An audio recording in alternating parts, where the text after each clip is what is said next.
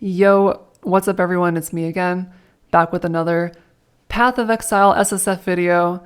And in this video, I wanted to share with you guys a build that I've been working on. This is Elementalist Self-Cast Glacial Cascade of the Fissure. And this was a really interesting build because not only did the numbers surpass my expectations so much, but also I think this build is pretty innovative because it uses a lot of different buffed mechanics from the 3.26 patch notes. And yeah, I just wanted to share this build guide with you because like the build turned out so much better than I had originally hoped that I was honestly very surprised. I did look over all of the numbers and everything did seem to be accurate. So that's why I'm making this video right now. And yeah, I'm curious to hear what you guys think of this build. So basically, this is a SSF viable Elementalist Self-Cast Glacial Cascade of the Fissure build. And for a quick introduction to the skill, Glacial Cascade is a shotgunning cold spell. Basically, if you have 150 AoE, the enemies can be hit with 3 bursts from the same spell. And even if you don't have this, the enemy can still be hit like 2 times by it. And then ever since PoE 3.12, this skill was changed such that AoE does not increase the length of the fissure, but it does increase the size of every individual burst. So basically more AoE is better, and that's just how it works. And then Glacial Cascade of the Fissure is a alternate quality, which allows you to have more bursts, up to 8 bursts with maximum quality. And that just allows you to have even more shotgunning behavior. So who knows, maybe it will shotgun even more than 3 times. We don't really know. But for this POV, I just have 3x overlap in here to be safe. So this damage number could even be more than what is here, 28 million. So that's basically how the build works. And now I guess there's like a lot of different things to cover, so I'm not even too sure where to start. But I guess we can just get started by talking about patch notes and like all the different things that made this skill like really good this league, in my opinion. So the first thing in the patch notes is that Glacial Cascade of the Fissure was directly buffed. It previously had 5% crit chance, but it went up to 6%. And then the effectiveness of added damage went up from 130 to 160, which is roughly a 23% more damage effect. So that's pretty big. In addition, Arcane Surge was also changed such that the damage multiplier went from 25 to 35, which is just like straight up 10% more damage. And then in addition, well, everything else is the same, but it's like 10% more damage on this. And then also Spell Echo is now a little bit cheaper. Previously it was 150 multiplier, now it's 140. And it also no longer causes supported skills to deal 10% less damage, which is huge, and I forgot about that. So there's actually 10% more damage from reworked Spell Echo. So it's like 10% more damage, right? So it's actually 31 million DPS, which is crazy. Yeah, because on this gem it's 10% less, but now it no longer does 10% less, which is unhinged. In addition, they reworked Righteous Fire of Arcane Devotion. And Righteous Fire of Arcane Devotion now grants 25% more cast speed at level 20, right? And previously, it didn't have this at all. But this is really crazy because 25% more cast speed is like another 25% more damage multiplier. And Righteous Fire of Arcane Devotion is also really cool because the burn damage is based on your maximum mana. So like in this build, I only have 1k max mana. So even though I only have 75 fire res, my degen is only 223, right? I only take 25% of 1000, which is like 200. So you basically like, you're basically sacrificing 200 life regen for 25% more cast speed, which is totally ridiculous. So this buff is like really insane for this build. And then in addition, Elementalist got a lot of crazy stuff as well. So as you can see here, Elementalist was changed in a couple different ways. The main ones that are relevant to this build is Shaper of Winter, the Golems, and the Heralds. So Shaper of Winter was changed to basically give a Call of the Void ring type effect, where if you have 30% chill, enemies will deal 15% less damage, and they will also have damage taken increased by chill effect. So this is like 30% increased damage taken, right? Which is pretty crazy. And then everyone knows about the new golem stuff. Golems were basically reworked. The first Elementalist golem node was buffed to grant +2 max golems. And then you have all of these different golem changes. And some of the golems are really insane now. Like Ice Golem now grants like 40% crit chance. Flame Golem is 30% increased damage. And then there's another golem as well that gives you life regen. There is like a golem that gives you 100 life regen. And then Lightning Golem now gives you 10% cast speed and 18 mana regen. So this is also buffed tremendously. And then in this build, you have 100% increased buff effect from Leech of the Primordial. And then with 3 points here, the Golem Commander Wheel gives you another like 100% increased buff effect. So in total, you have like 200% increased buff effect of golems, which means that every buff from the golem is multiplied by 3. So you get some pretty unhinged golem buffs. So like as you see here, the total effect of the Lightning Golem is like 30 cast speed, 54 regen. The Stone Golem gives you now 60% increased defenses. This was also changed. As you can see here, Stone Golem now grants 20% increased defenses. So in this build, that is like 60% increased evasion and ES. Oh, and then Flame Golem was also changed to give area of effect, which you can see somewhere. Yeah, Flame Golem now grants 20 AoE base. So like if you multiply that by 3, the Flame Golem now gives you 60% increased area of effect and 87% increased damage. And then Ice Golem multiplied by 3 is 120% increased crit chance. So all these golem buffs are totally unhinged. And you get this with one Ascendancy node in addition to like just 3 nodes investment on the tree. So that's also really crazy. And then the last thing that Elementalist got that was good was the Herald stuff. So there is the Elementor node on Elementalist basically lives here. It's the one after the Golem node. And it was changed to be Bringer of Ruin, which gives you 66% increased mana reservation efficiency of Heralds and also 66% increased Herald buff effect. So, you know, the fact that, and this is where the fact that Glacial Cascade has a physical damage base component becomes like really interesting because you can scale it really high with Heralds. So in this build, we're basically able to run Herald of Purity, Herald of Ash, and Herald of Ice. So like Herald of Ice will help you for clear. Herald of Ash will give you like 30% fizz as extra fire. And then Herald of Purity will give you like 20% more damage or something because it's physical base. And then the reservation cost is super cheap as well. And then in addition to that, with 3 points of investment here, you can basically gain like a huge amount of damage as well. Like these 4 points are giving me 5 million damage because it increases the effect of Herald buffs in addition to giving increased damage per Herald buff on this node and also the Mastery. So the Herald node actually gives you a huge amount of bonus for like Glacial Cascade specifically, which is physical base. So basically, all of these buffs that I mentioned make the build do a lot of damage. And then, and then also Shaper of Storms as well. So Shaper of Storms was also changed so that shocks from your hits always increase damage by at least 25, which is a pretty crazy buff for this build because this is a cold skill, right?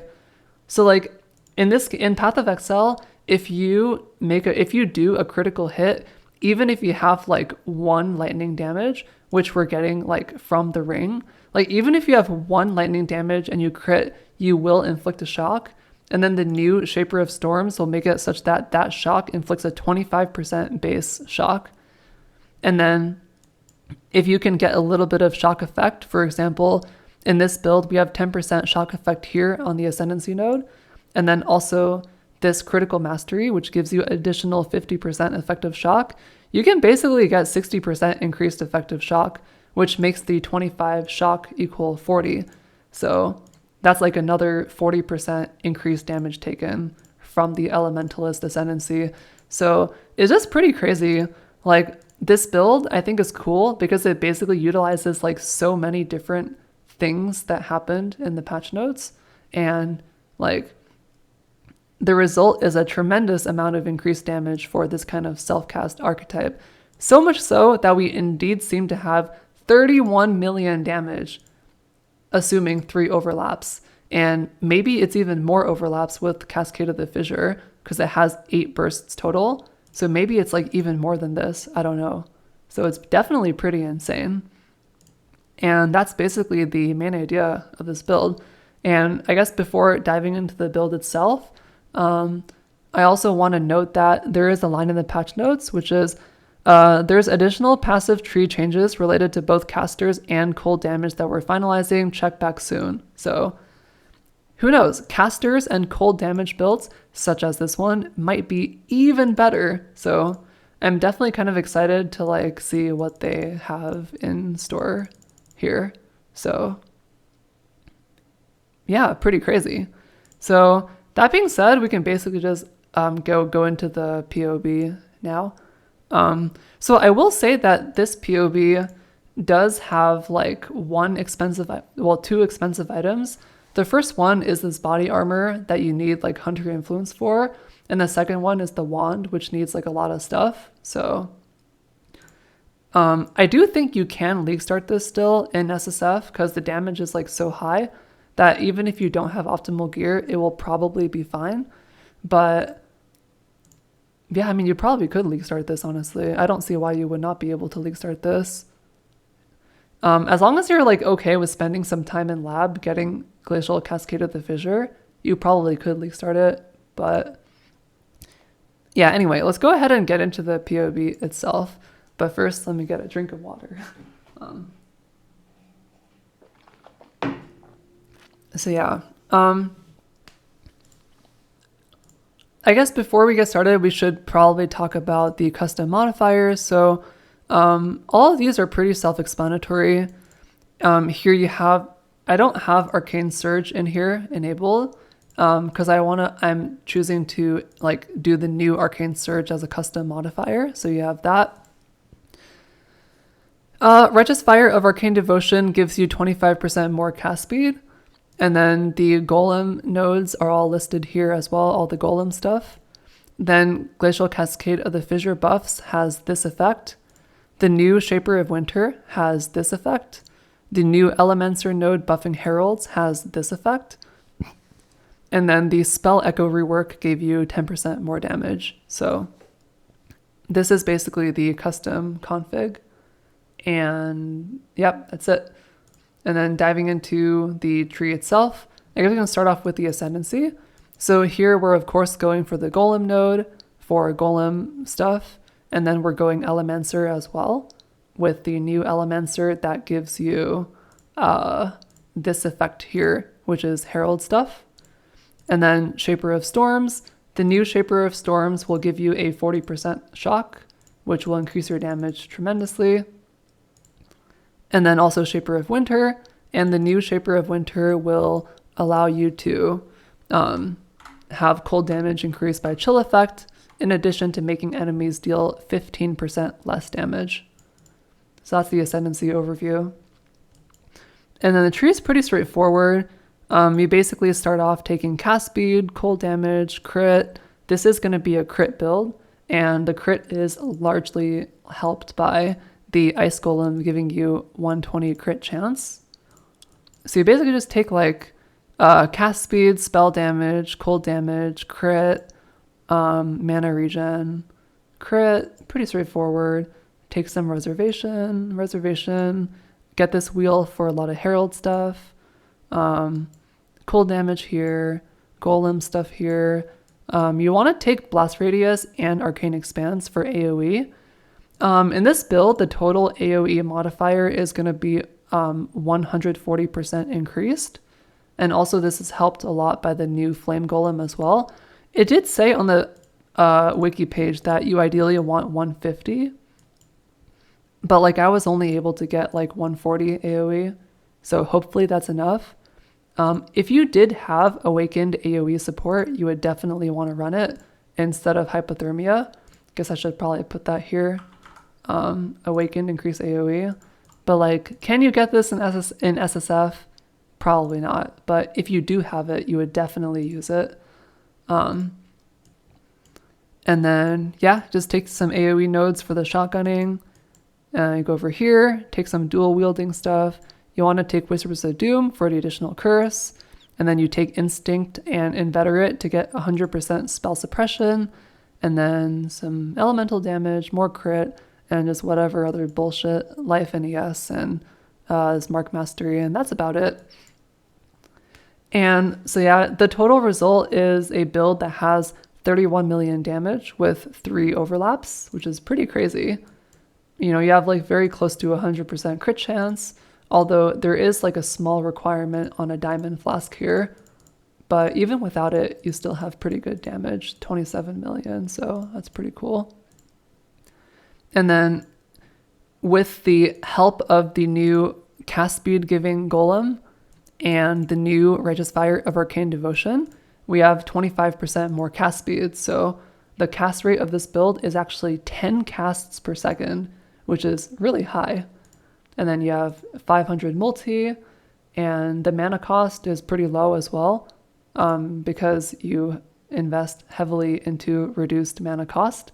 The result is like 100 mana cost per second, which is totally fine because that is like immediately made up for by the new golem that gives you 54 base mana regen per second. And then the defenses overview is basically like, this is going to be a hybrid life and ES build. There is a golem that gives you increased defenses. So I chose to take advantage of this by going for a evasion ES life build. So we have energy shield of like 2k and then life of 3.5k for a total of like 5.5k HP pool total. And then you have like 7,000 evasion, which is like 50% evasion, which probably is good enough. And then with regard to recovery, we have a implicit on the glove here that allows you to leech cold damage as life. So you have like 700 leech here. And then there is also a golem that gives you 100 base life regen. That's a stone golem.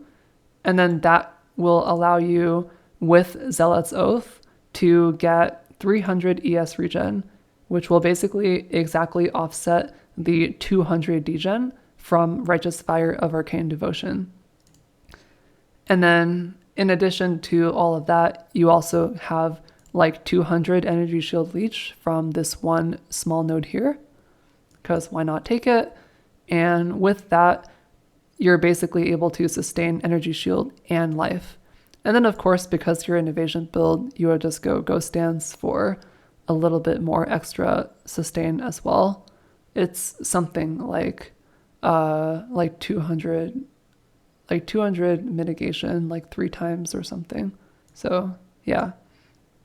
And then of course 100% spell suppression. So you have this as well. Oh, and then also defensively, you have the new Shaper of Winter, which will cause the enemy to not only be chilled by 30%, but also deal 15% less damage. So that ends up working out pretty well. And that's basically it. Yep. And then with regard to the gem setup, it's pretty straightforward. You just have Glacial Cascade of the Fissure, Arcane Surge, Spell Echo for huge damage, increased critical damage for damage, and then either Hypothermia or Awakened AoE if you have it for more damage, and then just Inspiration to help with the mana cost and also crit chance and damage. And then for the aura setup, it's just Hatred, Precision, Clarity.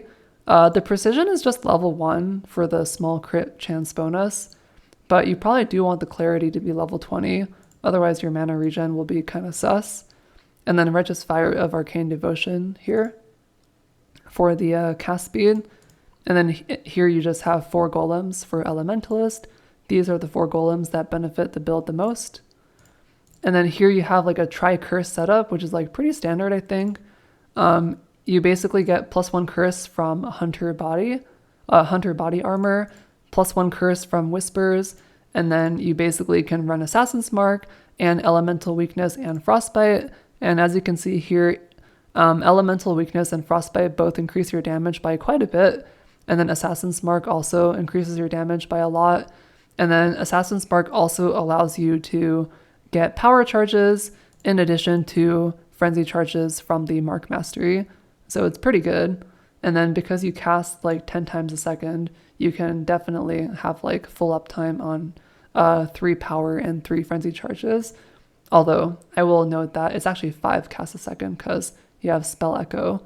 And with Spell Echo, only the first repeat can gain charges.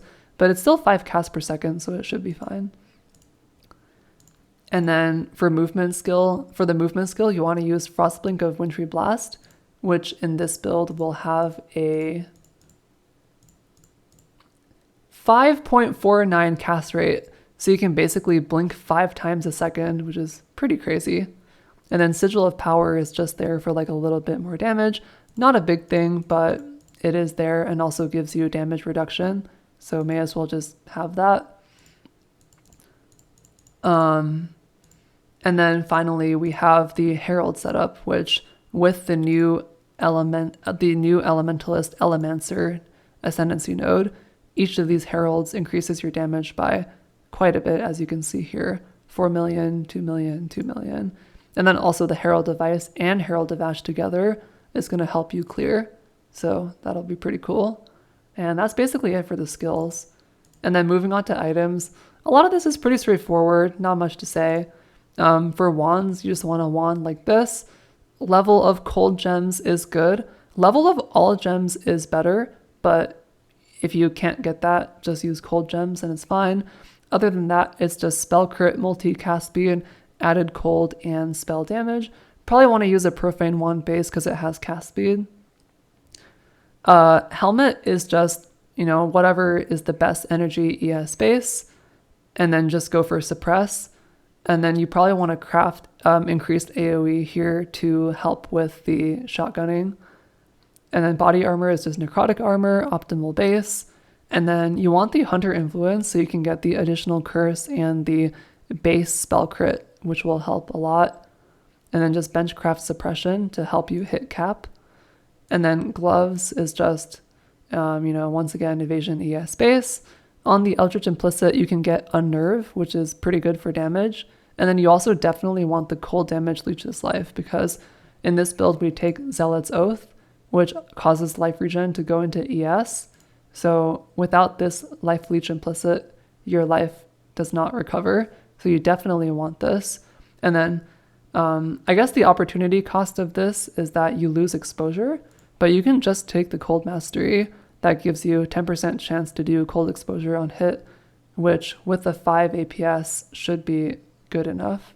So yeah. And then for the amulet, you would just use a citrine to help with attributes. And you just go like cold gems, crit, pretty normal. Anointment can be basically whatever. Probably just anoint Divine Judgment for the damage. Could also anoint some crit chance, crit damage thing, but it doesn't really matter. And then rings is just amethyst rings to help with chaos res. And then one of the rings, you definitely want to get added lightning damage so that you can do so that you can inflict shocks, which will be scaled by the new Shaper of Storms. And then on the other one, you can just get like minus cost. And then the belt is just like Stygian Vice, I think. Craft like evasion ES, just go for life and res. And then the abyssal jewel, just go for like multi or something. That's basically it. And the flasks is just pretty normal. Although you probably do want like a diamond flask with T1 crit chance and T1 flask charge on crit so that you can have better uptime on your critical strike chance for like single target or something. And that's basically it. You also could run Heat Shiver and it does give you a little bit more damage, but not that much more. It's like roughly 10% more damage normally, and then if you have the enemy frozen, it'll be like a little bit more than 10% damage, but you also sacrifice a lot of defense to use this. So in my opinion, the rare helmet is probably better, but like if you have a heat shiver, you could also just use it. And then, yeah, that's basically it for the items. And then with regard to the setup, pretty straightforward. You know, power charges from Assassin's Mark, frenzy charges from Mark Mastery.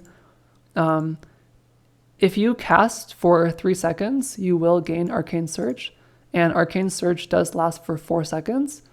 So like in a 4-second window, as long as you're casting for like 3 out of the 4 seconds, you will have perma uptime on Arcane Surge. So that'll be pretty good. And then, oh yeah, you also have 4 non-instant spells in this build. You have Frostblink of Wintry Blast, you have Sigil of Power, and then you have Arcanist Brand, and then you have your main skill. So like in theory, if you do your damage rotation correctly, you can have 4 non-instant spells cast recently, which will allow you to have like 24% increased cast speed from the caster mastery. So that'll be good. And then you have Chill, of course, because you're cold damage. Shock comes from the 1 added lightning damage mod on the ring. Cold Exposure comes from Cold Mastery. Unnerve comes from Glove Implicit. And then Sigil of Power is just whatever. And that's basically everything for the config. Pretty straightforward. And yeah, I think that's everything for the build, I guess. Yeah. And then depending on whatever new stuff that they add in the next coming days, there is a chance that this build could be even better. I don't really know what they're going to add here. Maybe they add like a new wheel or a new mastery or something, but hopefully this is a buff and not a nerf. So yeah, there's that. And I'm trying to see if I missed anything, but I think that's basically everything. Yeah, it's basically it. Yeah, I think this build will be really good. Like the HP pool is like reasonable between life and ES. You have ways to recover both. You have 100% spell suppression, 30 million damage, assuming 3 overlaps, which might be more because of Glacial Cascade of the Fissure. You have like 140 AoE to enable shotgunning. So the overlapping is not fake, it's real. And then with all the self-cast and elementalist buffs in 3.26, I do think this build could be pretty crazy. You know, I think it'll be really good. And it's very convenient that Glacial Cascade of the Fissure is physical based, because then the new Elementalist Herald stuff can scale it as well. So it's pretty cool. Also Hatred, right? Because Hatred only works for physical base stuff. So that's basically the build. It's pretty straightforward. Let me know what you guys think about this build. I think this build will be pretty good. I think, in fact, I'm going to probably try to play this as a second build in SSF because the numbers look so good. I definitely want to give it a shot. Like, if this damage is accurate, then you can, like, do all content with it. Although, the build does require 3 gems, though, which I guess is kind of cringe. Like, you're going to need Glacial Cascade of the Fissure, you're going to need Frostblink of Wintry Blast, and also Righteous Fire of Arcane Devotion. And you need all 3 of these, because without any one of these, like, you don't have a build. So you're going to need to farm 3 alt quality gems in order to play this build in SSF. So that might be annoying, but like, I think it'll be worth it because this build probably will be really cool to play. So yeah, I'll probably try to farm this build and play it as like a second build in SSF, but yep, I think we basically covered everything. Link to POV will be in the description. Curious to see what you guys think of this build. Do you guys think this build is going to be good? Curious to hear your thoughts. And yeah, that's basically it. Yep.